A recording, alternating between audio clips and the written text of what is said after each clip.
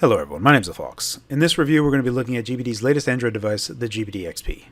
This device finds itself in a weird position within the current landscape of devices already on the market and about to come out on the market. In my personal opinion, I've loved using the GPD XP as a console companion device.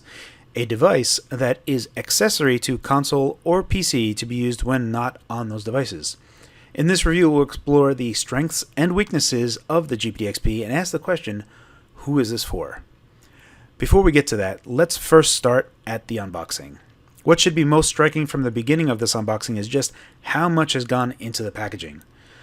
Upon opening the box itself, the casing on the inside adjusts outward in a really pleasant manner. It's a nice touch, and as far as unboxings go, this is undoubtedly a luxury experience. Outside of the GPD XP itself, the part that you should be most curious about is the additional controller modules. We'll touch on these controllers more in the full review, but before we get to that, I do want to spend just a second to show how these add-on controllers work and operate. If we look at the business end of any of these modules, you can see that the connection method used is one of pogo pins on the inside that press against the terminals here. These magnets are what clamp the entire thing together.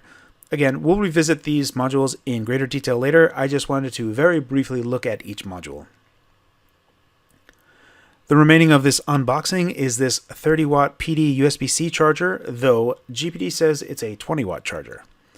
Before we get into this review proper, let's take a moment to take a look at the specs on offer. The GPD XP is running Android 11. The screen is a 60Hz 6.81 inch 1080 by 2400 IPS LCD with Corning's 5th gen Gorilla Glass. The SoC is MediaTek's Helio G95, which has 2 Cortex-A76 and 6 Cortex-A55, both clocked at 2 GHz. The GPU is ARM's Mali G76 MC4, clocked at 900 MHz. Quick aside, hardware video decoding supports H.264, H.265 HEVC, and VP9. There is 6 GB of LPDDR4X RAM, 128 GB of UFS 2.1 storage, a micro SD expansion, a heatsink fan to keep those CPUs locked at 2 GHz with ease, what GPD calls top-class stereo linear dual loudspeakers, 2 built-in microphones, the front-facing 5-megapixel camera built into the screen, a 7,000 mAh battery, a max weight of 370 grams using the standard controller attachment. On the network side of things, it is possible to put a SIM card in this device and get LTE going. It supports the following bands. On 2G, it's GSM band 3 and 8. 3Gs is WCDMA B1 band. There are 2 4G types of bands that it supports. TDD LTE band 34, 38, 39, 40, and 41. And 4G FDD LTE bands 1, 2, 3, 5, 7, 8, 12, 17, 20, 26, and 28. Other networking included is Wi-Fi 802.11c and Bluetooth 5.0. Please refer to your carriers in your area to see if you'll get service on these bands.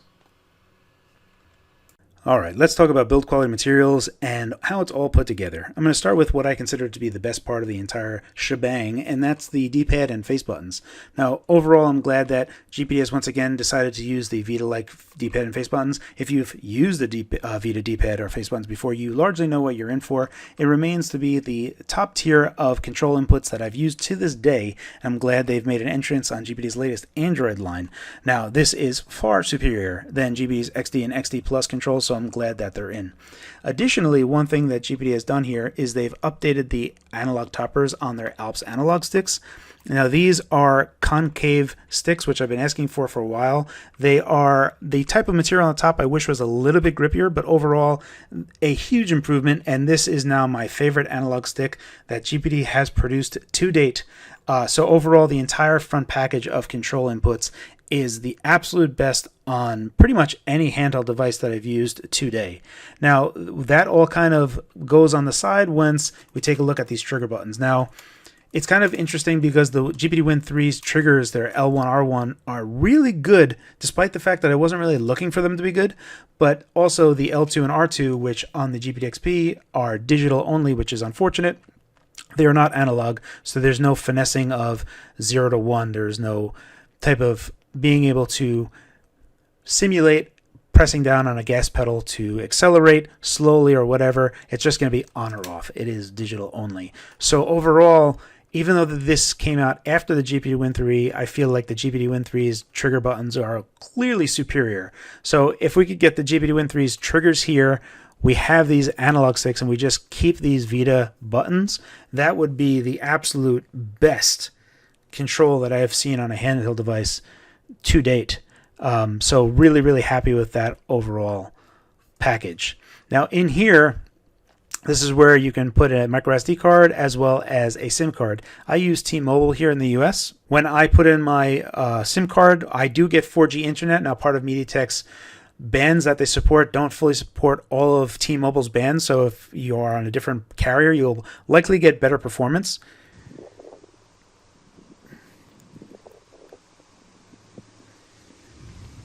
Having said that, I was still getting around 15 megabits per second outside, up and down, which is still fine. If this was a device that could be used as a phone entirely, I would consider using it as a phone, but it would need to be designed different, so as a slide-out gamepad, and I really hope that GPD kind of thinks of along making a device like that for their next Android device.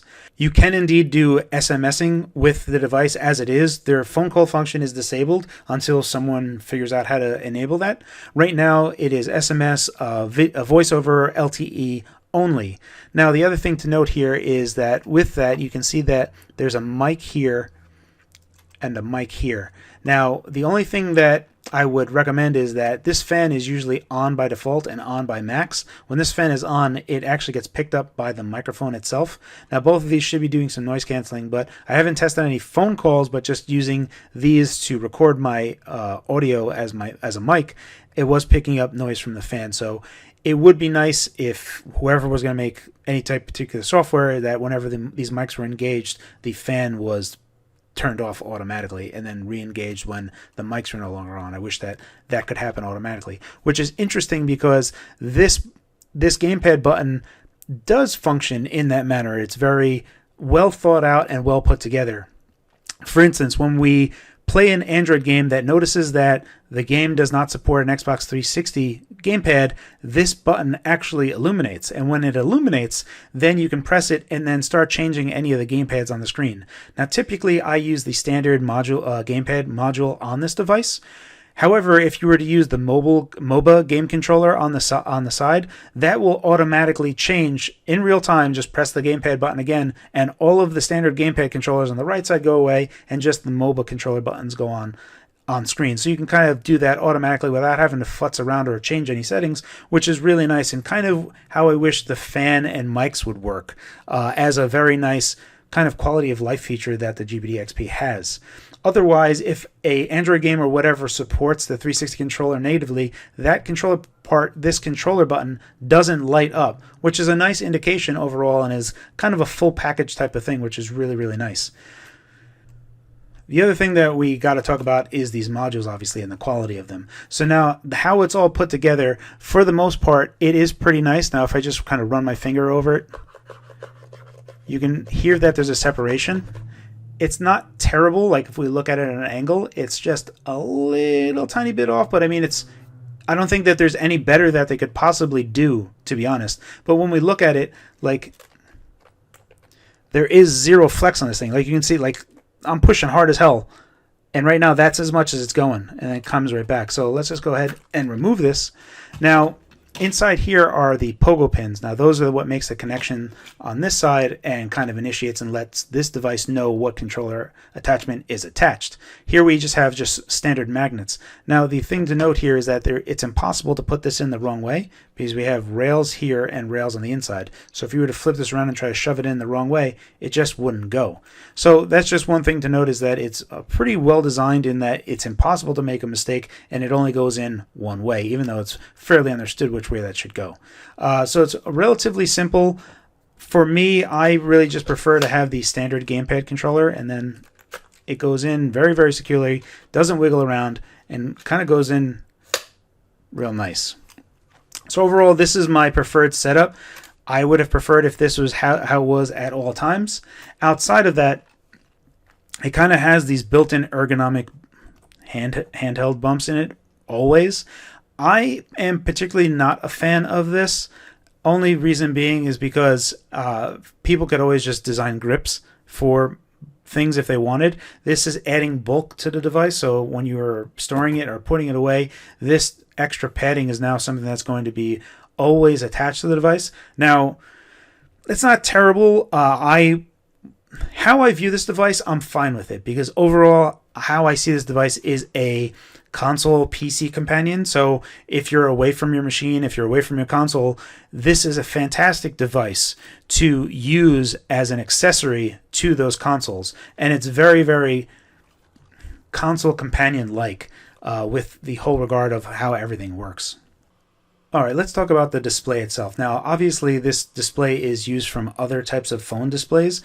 That's fine. I know that some people really don't like that, because, as evidenced because of this front-facing camera that's there. This front-facing camera does work, by the way. I haven't really found any particular use for it, but if you're going to do any type of video conferencing stuff, I'm sure it would have come in handy. Now, this display does have... It is a 60 hertz panel. We can get confirmation there, as RetroArch is kind of gunning through that, but I'll get out of there. So it is a 60 hertz panel, but overall, when we take a look at the quality of the panel, it is really, really excellent, which, I mean, obviously it should be, because it's used for good phones, right? So it should be expected that the quality of the panel is excellent. I have no means of actually testing brightness output, and that is something that I should rectify and, fix and buy hardware equipment for that. But it really needs to be said that when you have certain content on here, it just really excels, and just how it all looks overall. Some of the content on here just looks like it's literally popping out of the screen. So really, really good quality, very good resolution, excellent brightness. I have no means of testing the brightness, but I've never been found wanting for it to be brighter. It's not eye-searingly bright, but it's certainly bright enough. So overall, just really, really impressed with this screen. Now, the other thing to note is that if you're going to be playing emulated games on it, you're going to be having pillar boxes on the side. So the hole punch camera, you're really not going to see at all. On top of that, the measurement of the real estate area of the display itself, when you're playing emulated games with like 4:3 content, the size of that screen that's being occupied is around 5.2 inches, which is really still a good size for a handheld device of these sorts. When you go into like anything over 5 inches, that's still really good. So overall, it's good for emulated content despite having large pillar boxing. All right, forgive me as I rapidly change gears here, and we're going to end the build and materials segment of this review, and we're going to go into performance, but I figured we'd segue, still talking about the display, but talk about total input latency here. Now, a lot of people have been talking about total input latency being bad on Android, and it really isn't bad here at all. Now, I am running Microsoft's xCloud here. I'm recording at 240 FPS. You can see that the muzzle flash happened at a frame count of 22. Here I am running Mega Man X3. This is being emulated on the device itself. I am using RetroArch and I am using Runahead to improve total input latency as well. You can see right there that the frame is beginning to change, and that's where I stopped counting, so frame 16 there. I'm going to go into the math, and we're going to talk about this a little bit more as I kind of segue into this. We'll go more into a full performance part, and I'll talk about that greater, but I wanted to really talk about input latency here. Now, this particular game that is running on Microsoft's xCloud. So when I press the button, it goes off to Microsoft servers. Microsoft captures that and then sends me the encoded video back to be decoded on my device, all on my particular network connection. Now, I am recording at 240 FPS. One frame is happening every 4.17 milliseconds. Now, on 22 frames, that's 92 milliseconds of total input latency. Again, the panel on here is a 60 hertz panel. That is 16.7 milliseconds per frame. That's around 5 to 6 frames that need to happen before I get the update on my screen after I press the button. What that means is it's good. It's not great. It's not bad. It's average. In fact, that's what like Xbox and PS4 run at. Just general gaming. A badly configured gaming PC will have 90 milliseconds of total input latency. So it's usable and serviceable. No one could really tell the difference unless you really fine tweak it and you're just used to extreme amounts of low total input latency. Now, if we take a look at the Mega Man X3 example, this was 67 milliseconds of total input latency. This is actually really good. So to whoever thinks that Android adds too much latency on top of it, well, insofar as the XP, it really isn't the case. 67 milliseconds total input latency is actually really good. A gaming PC that is tuned out to the nines on a 60 hertz panel will have 50 milliseconds of total input latency, around 2 to 3 frames. Here is 3 to 4 frames. So I just wanted to kind of talk about that before we segue into the performance side of this review. In general, total input latency can be just fine on the device, even in worst case scenarios with like xCloud game streaming. Alright, now to take a little bit of a breather from that high impact part of my review video, I'm going to be showing off some native Android gaming. For what it's worth, native Android gaming runs just fine on the GPD XP. There are a few demanding games that will require you to lower graphical settings. That's like Genshin Impact, Call of Duty Mobile. Those particular games benefit a lot from lowering graphical settings, but they still run fine once you do so. Really, the high end of what you're not going to be able to running is high-end emulation. GameCube emulation pretty much is the ceiling of what is comfortable to run on the GPD XP, and even with so far as that is, not everything on GameCube will run 100%. There's maybe 60 to 70% of the GameCube library will run fine on the GPD XP. There are a number of games that just will not run. So I kind of just want to set expectations as like a general rule. I haven't tested every GameCube game, and I'm sure there are some settings and tweaks that you can do to kind of finesse more performance out of it, but you should just kind of have that in the back of your head that Dolphin GameCube emulation is the max. Anything below that is pretty much fine. But again, setting expectations of what to expect performance-wise is the goal here. So kind of just chill and watch these gameplay segments of Android running, and I'll throw in some emulation as well. And then we'll finish up the review talking about batteries and thermal, and then ultimately the conclusion of my review.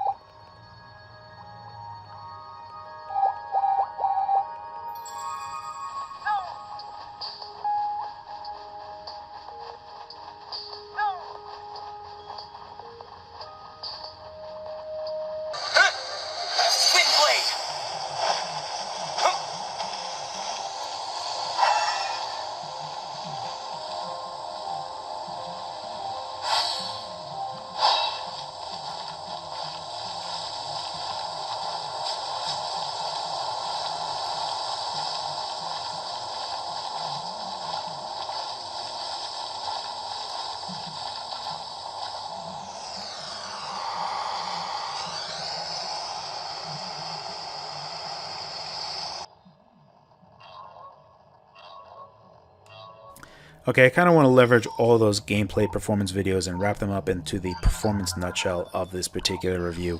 Most all Android gaming, you're going to get by just fine. Emulation-wise, anything under Dolphin, you're going to be good to go. For me, personally, I like game streaming on this device. I use it mostly for that just because I don't really have a very good game streaming device. I'm either using my phone, which has like a crappy add-on controller that I don't like. I really prefer using the GPD XP for game streaming purposes as a console companion. When it comes to emulation, honestly, I still look at it from the retro achievement angles, so anything that is 32-bit and below is fine by me. Anything that needs more than that, I have other devices that I prefer to play on. So this is kind of where that kind of sits, but to paint a better picture for you guys outside of my own subjective needs for this, that's basically what this comes down to. Android gaming is a go, anything below Dolphin is a go. That's pretty much it. Alright, here is a Geekbench 5 score to top off the performance part of this. You can see a single-threaded score of 473.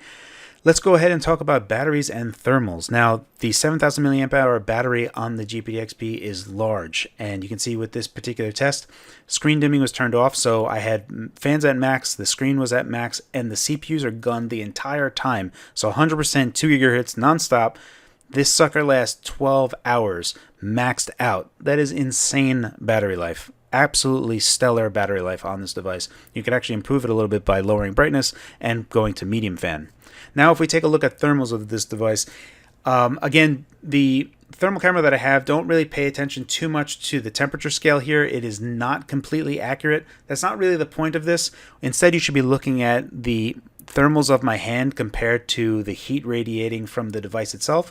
And it's more to kind of indicate where the heat spots of the device are. And you can see that those white hot spots that on that device on the right hand side is the hottest point that it gets on the front side of the device. Your hand is nowhere near that part of the device unless you're going to be touching there, but that is where it gets the hottest. Along the back side, again, it doesn't really get hot where you're holding it. It's close enough to where you're holding it, and we can kind of see that when I flip it over. On the left-hand side, you can see just right where the fan is exhaust is where all the heat is. Most everything else on the device is cool as a cucumber. Again, reference the heat emanating from my hand versus the device itself, and you can see that the device itself is largely cooler than my hand outside of where the exhaust of the fan is. And that's really the only warm spot that exists on there. But for the most part, even when this thing has been going for hours on end, full blast, it's cool to the touch for the most part. It's warm on the left-hand side where you're going to be holding it, but slightly warm. So really, batteries and thermals are off the charts great for this device. The other thing that's really, really nice is that it only takes 1 hour to completely charge back up to 100% from 0%. So having that long of battery life and then insta charging back is on real good. So that's pretty much it. Before we get to the conclusion of this, let's start with the negatives of this device. So one thing that I would really like to point out here, and you'll see it in a moment, by virtue of how emulating touchscreen on the device itself using the physical controls, you can see it's kind of jerky here when I kind of just gun the analog stick to the right. The reason for that is because it's emulating swiping across the screen and then resetting the finger and going back to the center and swiping again. It tries to do this as best as it can, but there is a noticeable jerking pattern that happens in this event. It's not really a problem of the software or the game itself, it's just by virtue of what is happening on there. It's not the best. Obviously, the best would be if the game supported the Xbox controller by itself, and it's not really that much of a negative. It's doing the best it can, but I just thought I'd bring it to your attention. The other thing that's worth pointing out, and maybe some people want to buy this device, is to play Fortnite with the controls on it.